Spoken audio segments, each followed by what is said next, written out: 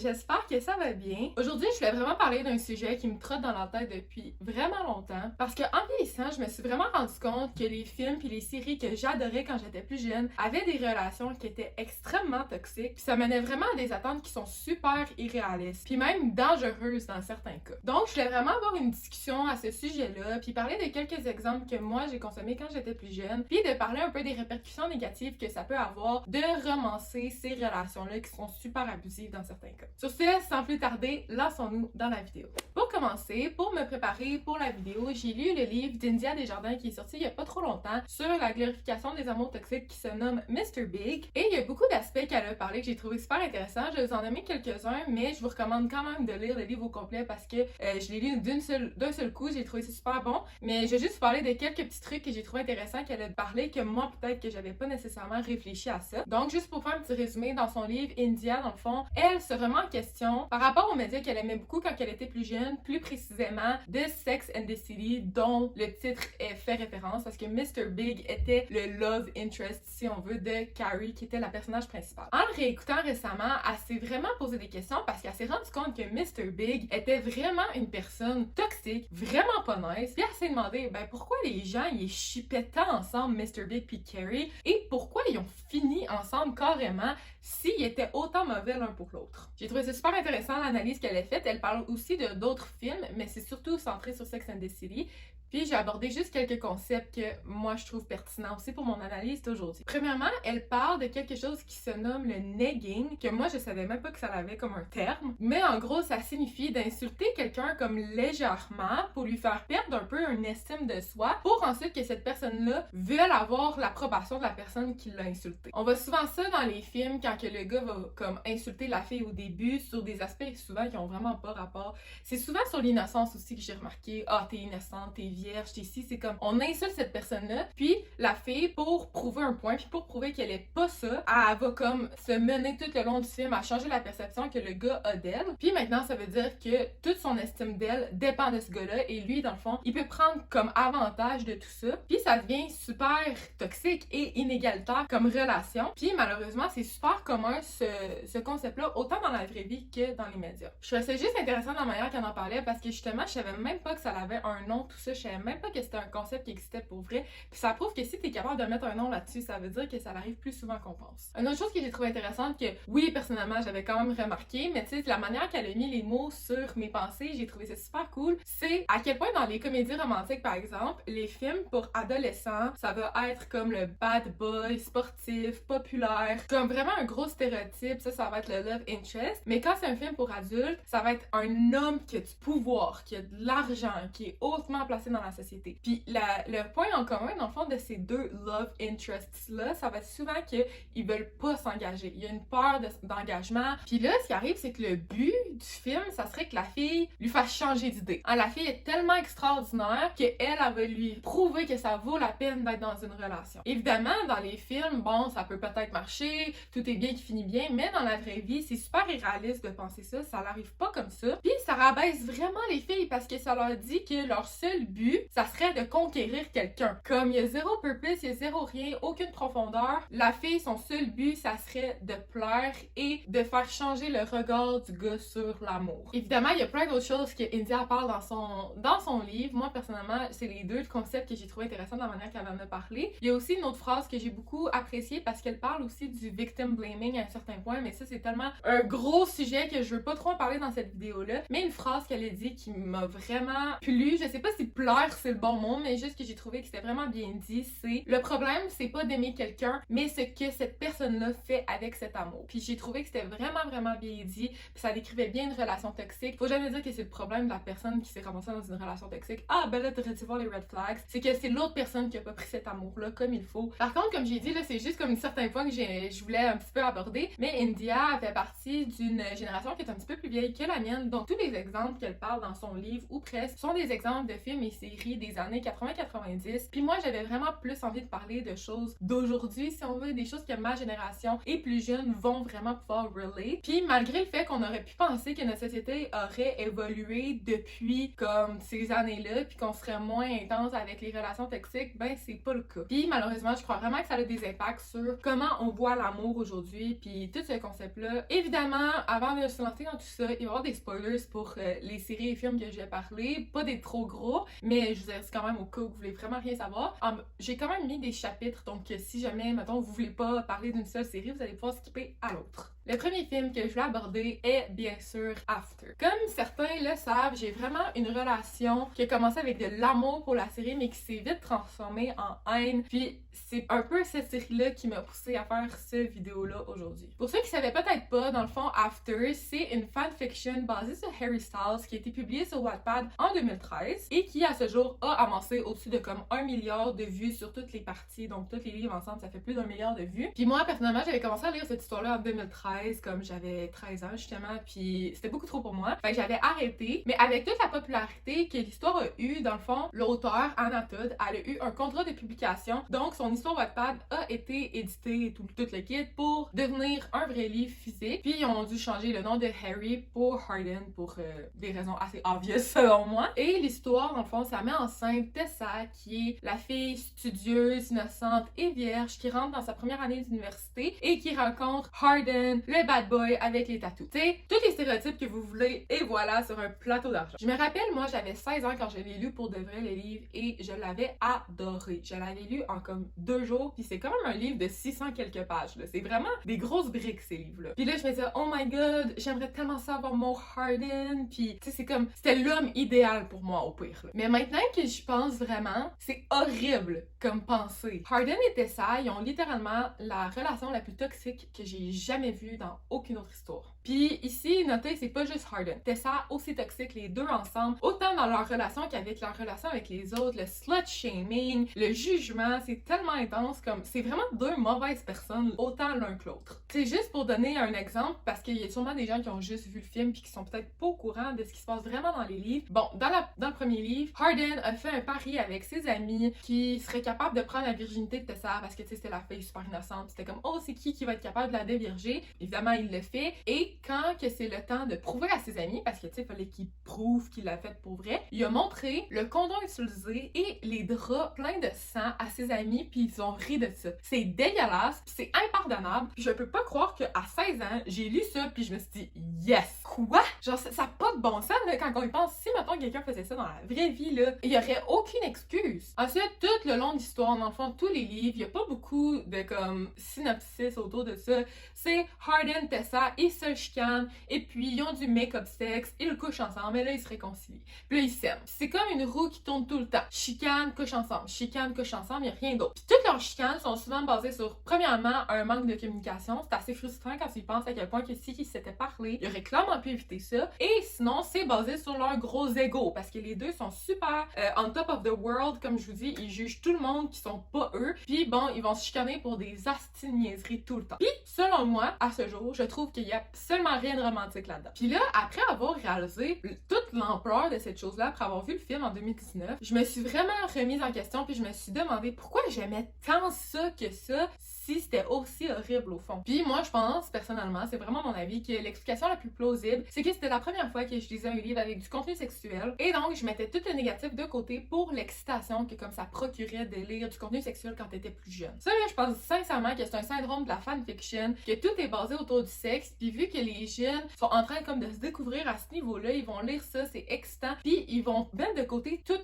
les aspects toxiques qui viennent avec. Tu sais, vu qu'il y a du sexe, on se dit « Ah, j'aimerais ça, moi, avoir ça », mais en fait, c'est des illusions. Le fait que je dis « Oh my god, je veux mon Harden », est-ce que je voulais vraiment un Harden avec qui je me chicanerais 24/7, qui serait violent psychologiquement avec moi, manipulateur? Non. Mais vu qu'il y avait du sexe ici, puis en plus, c'est même pas comme le meilleur sexe ever, là, c'est rien d'exceptionnel. Mais vu que c'était la première introduction à beaucoup de gens, moi je pense que ça a vraiment eu un gros effet. Tu sais, moi personnellement, je trouve que c'est vraiment dangereux de faire la promotion de ce genre de film-là, parce que même si c'est pas aussi pire dans les films que dans les livres, Tessa et Hardin là, sont vraiment obsédés l'un envers l'autre, sont pas en amour, puis ça c'est quelque chose que j'ai remarqué, à quel point les gens sont pas capables de faire la distinction entre comme être obsédé par quelqu'un et être en amour. Il y a vraiment une différence, puis être obsédé c'est pas normal. Leur relation là est littéralement basée sur le contrôle puis la jalousie, puis moi je pense que c'est les deux seules choses qu'ils ont en commun, parce que si tu regardes ça mettons d'un point de vue extérieur, ces deux personnes-là ont rien en commun, ils fitent pas ensemble, c'est juste qu'ils ont comme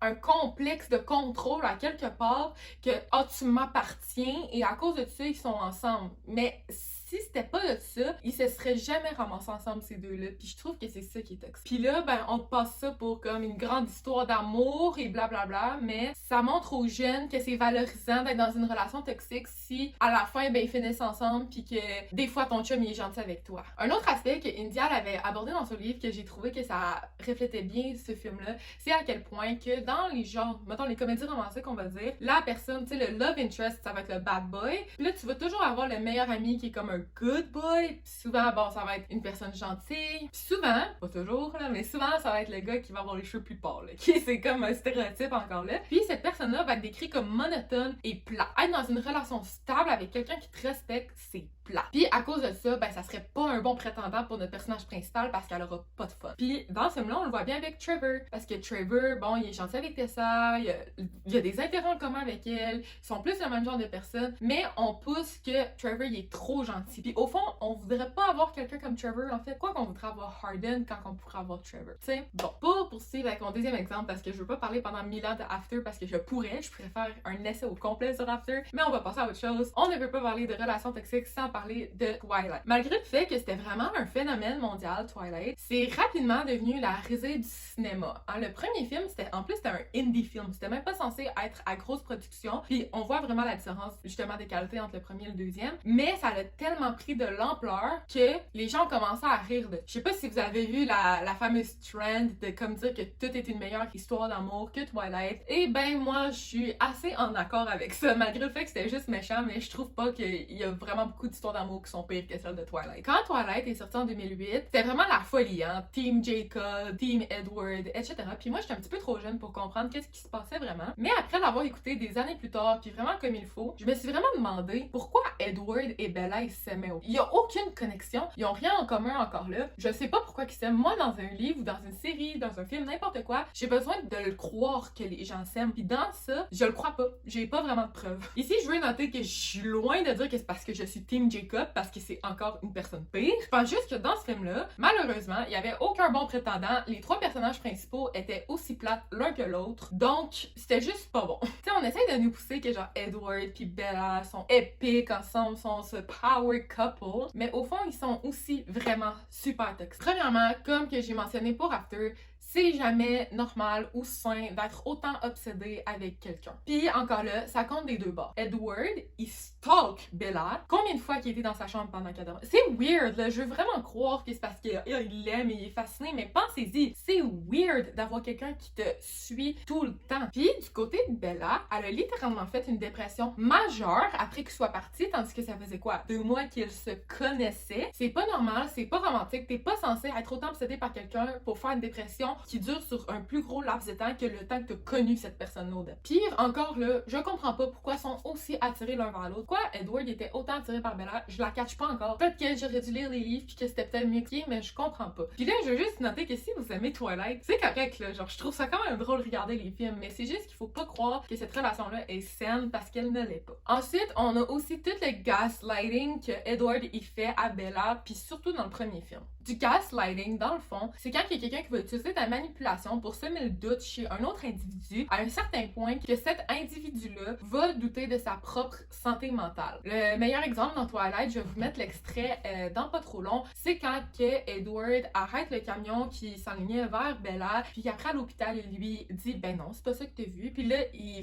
la manipule pour lui faire croire quelque chose qui est faux. How did you get over to me so fast?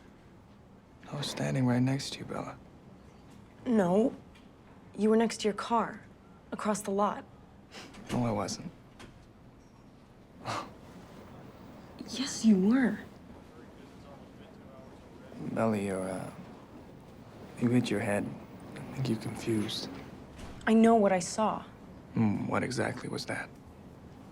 Bon, je comprends que c'est parce qu'il voulait pas qu'elle sache qu'il soit un vampire, mais même là, tu vois à quel point c'est de la grosse manipulation. Puis si quelqu'un est capable de manipuler comme ça, qu'est-ce qu'il va faire dans d'autres situations? Tu vois que c'est un master manipulateur. Puis on voit souvent cette forme de manipulation-là dans les relations toxiques. C'est vraiment dommageable parce que l'abuseur prend littéralement contrôle de sa victime. Puis c'est « je te dis ce que tu devrais penser ». Vous comprenez? Fait que c'est là que moi j'ai des problèmes. Puis évidemment, ça se répète un petit peu pendant la série. C'est l'exemple le plus flagrant, mais ça n'empêche pas que c'est pas vraiment une relation qu'on devrait glorifier selon moi. Parlant de gaslighting, qui est de mieux pour représenter ça que notre très cher Chuck Bass dans Gossip Girl? Chuck n'a jamais vraiment été mon personnage préféré de cette émission-là, mais on peut s'entendre qu'il est devenu un fan favorite assez rapidement avec sa relation avec Blair. C'est comme, oh my god, c'est tellement iconique la relation entre Chuck et Blair, c'était genre the relationship. Par contre, on dirait que les gens y oublient que Chuck a littéralement abusé sexuellement de plusieurs filles, pis c'est vraiment pas une bonne personne. Sa relation avec Blair était juste basée sur la manipulation, puis il est carrément la personnification de ce que j'ai dit tout à l'heure. Bad boy, riche, populaire, avec du pouvoir, il veut pas s'engager, hein, c'était un plot point que Chuck voulait pas lui dire qu'il l'aimait. Il a aussi convaincu Blair à un moment donné de se vendre sexuellement en échange d'un hôtel. Genre, what the fuck, là? Genre, je sais que quand on le regarde, on s'en rend peut-être pas compte, là, mais c'est horrible, toutes les actions que Chuck a eues, puis c'est de la manipulation de A à Z. I told Chuck I'd take either you or the hotel. He chose to give me you. No. What are you talking about? Chuck doesn't know anything about this. Really? Because it seems to me he knew exactly which buttons to have me push. Said you wouldn't be able to resist stepping in to save him behind his back. Il la manipule tellement qu'elle est même plus capable d'avoir des relations avec d'autres personnes. Comme je sais qu'à un moment donné, elle est en relation avec un prince, ça allait bien, elle était même pas capable d'être avec lui parce que ce qu'elle a vécu avec Chuck, Chuck lui a fait à croire que c'est comme ça que ça devrait être une relation. Puis elle est plus capable d'avoir des relations en dehors de ça parce qu'elle est convaincue que Chuck c'est son soulmate. Tu sais, c'est vraiment horrible quand on voit ça comme ça. Mais pourquoi c'est le couple préféré de autant de gens si c'est si pas correct? C'est que notre société a glorifié ces amours toxiques-là à un certain point que c'est rendu qu'on pense que c'est normal et même attrayant. Avant de me lancer dans tout l'impact que ça a dans notre société, j'aimerais parler de deux autres cas qui m'ont vraiment intéressé, qui sont un petit peu différents de ce que j'ai parlé auparavant. Premièrement, j'aimerais parler de You, qui était carrément une émission que c'est un stalker qui est tellement obsédé par ses conquêtes qu'il finit par les tuer. You, c'est une histoire qui est super intéressante selon moi parce que ça nous montre le point de vue du manipulateur. Tu peux voir à quel point des fois il est charmant. Tu te trouves toi-même à vouloir être comme de son bord puis qu'il réussisse au fond, mais le fait qu'il réussisse, ça serait de tuer quelqu'un. Fait que ça te remet full en question. Mais au fond, je crois, selon moi, que You, c'est une critique de notre société parce que premièrement, ça nous montre à quel point qu'on pardonne beaucoup plus facilement les hommes que les femmes. Encore là, on voit dans la saison 2 de You que son ex, c'est la méchante, tandis que c'est elle qui s'est fait abuser par Joe. Tu sais, Joe, c'est le méchant. Il l'a carrément enterrée vivante. Mais c'est elle la pas fine. C'est elle l'antagoniste, vous voyez? Deuxièmement, ça montre aussi à quel point les médias peuvent biaiser ta perception des choses. Joe, c'est un psychopathe, mais vu qu'il est beau, on prend pour lui, genre. Bref, je ferai pas comme une analyse super complète de You, mais je trouve que c'est super intéressant de voir ça de ce point de vue-là, puis ça nous montre vraiment que même si tu penses que la relation va bien, des fois on joue avec tes perceptions. Puis j'ai vraiment aimé ce genre de commentaires-là. Le deuxième cas à part un peu que je vais parler, c'est Euphoria, qui est vraiment connu pour démontrer la réalité, puis là je vais mettre en guillemets réalité parce qu'évidemment c'est pas tout le monde qui vit ce genre de vie-là, mais ça démontre un peu une manière exagérée de ce que les adolescents vivent aujourd'hui. Puis je trouve ça super intéressant comment ils abordent les relations toxiques là-dedans, surtout avec Maddie et Nate. C'est extra toxique, là, on s'entend, là. C'est une des relations les plus toxiques que j'ai vues, mais c'est drôle, personne les ship vraiment ensemble non plus dans le public général. Puis ça m'a vraiment remise en question quand je pensais à ça, parce que je me disais comme Harden était ça, et Chuck et Blair sont aussi pires que Nate et Maddie, mais pourquoi que le public semble pas penser ça lui aussi? Après, j'ai réalisé que d'après moi, c'est à cause de l'intention. Maddie Maddie et Nate, ils étaient intentionnellement toxiques. Donc, les showrunners, ils ont créé cette relation pour démontrer que, bon, le couple le plus populaire de l'école était en fait super malsain. Donc, c'était ça l'intention, c'était ça le message qu'ils voulaient délivrer au public. Par contre, dans le cas de After et de Gossip Girl, le but c'était de romancer ça, comme s'ils se rendaient même pas compte eux-mêmes que c'était toxique. Je pense aussi que la violence physique doit avoir un petit rapport là-dedans quelque part, parce qu'on voit que Nate, dans la série, est vraiment violent physiquement avec Maddie et il l'étrangle à un certain point, tandis que Harden, Chuck, Edward, ils sont pas violents physiquement, mais psychologiquement. Ça passe plus inaperçu quand c'est psychologique, comme dans la vraie vie. C'est fou de voir ça, hein, tu sais, dans la vraie vie, à quel point les victimes d'abus psychologiques, ils sont moins prises au sérieux parce que t'as pas vraiment de preuves. Mais c'est la même chose dans les émissions puis dans les films. On les prend pas tant au sérieux puis on s'en rend moins compte quand c'est de l'abus qui est psychologique, parce que quand c'est physique, tu le vois puis tu peux pas vraiment pardonner ça. Je trouve ça triste puis je trouve ça dommageable parce que ça renforce encore le message que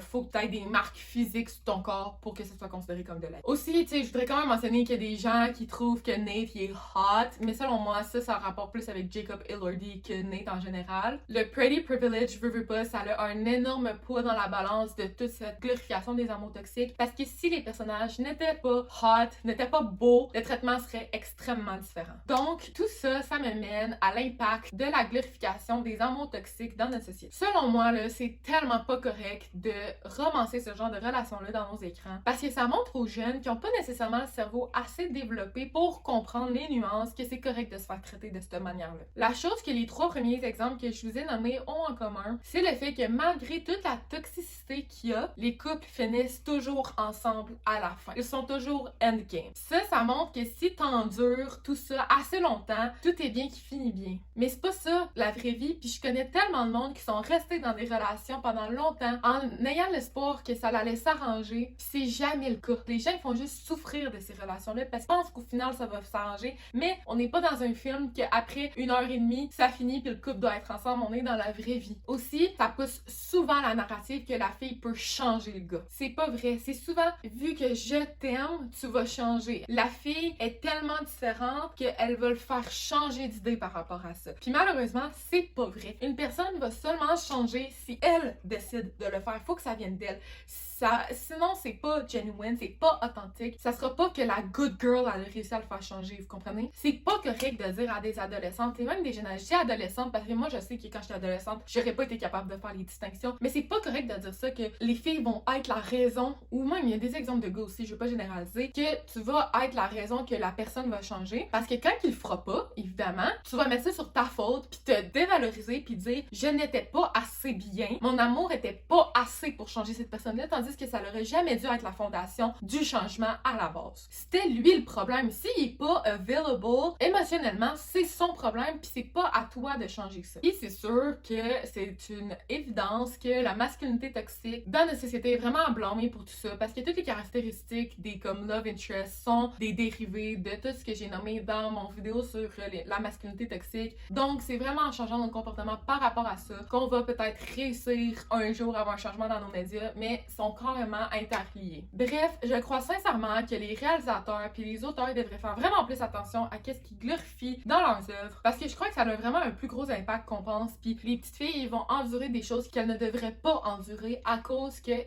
pensent que c'est normal. Sur ce, si vous aimez les séries que je viens juste de parler, je vous blâme pas du tout. C'est vraiment correct d'apprécier quand même quelque chose. C'est correct aussi d'apprécier des méchants. Ça, c'est quelque chose que j'aimerais mentionner. C'est correct d'apprécier un méchant, c'est juste rendu à le romancer qui est pas correct. Parce que tu peux apprécier la complexité de quelqu'un, mais tu te dis, est-ce que tu voudrais vraiment voir quelqu'un comme ça dans ta vie à toi? C'est là qu'il faut faire la différence. Donc, ce que je vous demande en fait, c'est que si vous regardez ce genre de film-là, ayez un œil un petit peu plus critique pour être sûr de pas commencer à vouloir un Harden ou un Chuck dans votre vraie vie. Tu sais, moi, ça m'a vraiment fait un choc là, de réaliser à quel point que je consommais contenu avec des relations toxiques, que moi-même, je shippais ces gens-là. Si vous saviez à quel point j'ai ship Harden et Tessa quand j'étais plus jeune, quand que j'ai revu ça, ça m'a vraiment choquée, puis dans mon cœur, j'étais comme, mon Dieu, je peux pas croire que moi j'ai fait ça. Mais tu sais, India l'a vraiment bien expliqué selon moi dans son livre, tout ce phénomène-là, en disant, ça peut être vraiment difficile de relire une histoire qui ne représente plus les valeurs de la personne que tu es maintenant. Tu sais, quand on est jeune, on comprend pas toutes les cues qu'ils peuvent avoir comme pour nous indiquer que c'est une relation toxique, puis ça arrive d'avoir honte des années plus tard de dire, mon Dieu, je peux pas croire que c'était quelque chose que je trouvais correct. Mon point avec cette vidéo-là, c'est plus de comme dénoncer certaines histoires genres qui ont été glorifiés et que selon moi, ils devraient pas nécessairement l'être. Puis que pourquoi je trouve que c'est dangereux si on s'attend à ce que ce soit la norme. Tu sais, c'est normal d'évoluer en tant qu'individu puis de se mettre des limites sur ce qu'on trouve acceptable dans les films, dans les séries. Puis mon opinion là-dessus, c'est que on devrait vraiment plus faire attention aux relations toxiques parce que j'ai vu beaucoup trop de monde qui ont vécu des horreurs en pensant que c'était normal parce qu'ils ont vu que dans les films, ce l'était. Bref, c'est ce qui va conclure ma vidéo d'aujourd'hui. Évidemment, j'ai pas pu donner tous les exemples qui me viennent en tête, comme par exemple le fameux 50 Shades of Grey que j'avais même pas envie de toucher parce que c'est beaucoup trop complexe. J'aurais fait une vidéo dédiée à ça, à quel point que ça a aucun bon sens, qu'est-ce qui se passe dans ce film-là. Mais si jamais vous avez d'autres exemples de films que peut-être vous avez réalisé en écoutant une deuxième fois, que soit ça l'a mal vieilli, que vous dites mon Dieu, ça a vraiment pas de bon sens qu'ils finissent ensemble puis que cette relation-là, on l'ait romancée, n'hésitez pas à venir m'en parler. Et encore, comme toujours, je vous le dis, j'aime ça parler avec vous de ce genre de choses-là. Puis j'espère vous avoir peut-être un peu éclairé sur à quel point il faut faire attention des fois à qu'est-ce qu'on trouve romantique dans les films, puis vraiment se demander si est-ce que c'est vraiment romantique ou si je succombe à la masculinité toxique. Sur ce, je vous invite toujours à vous abonner et puis on se revoit la semaine prochaine.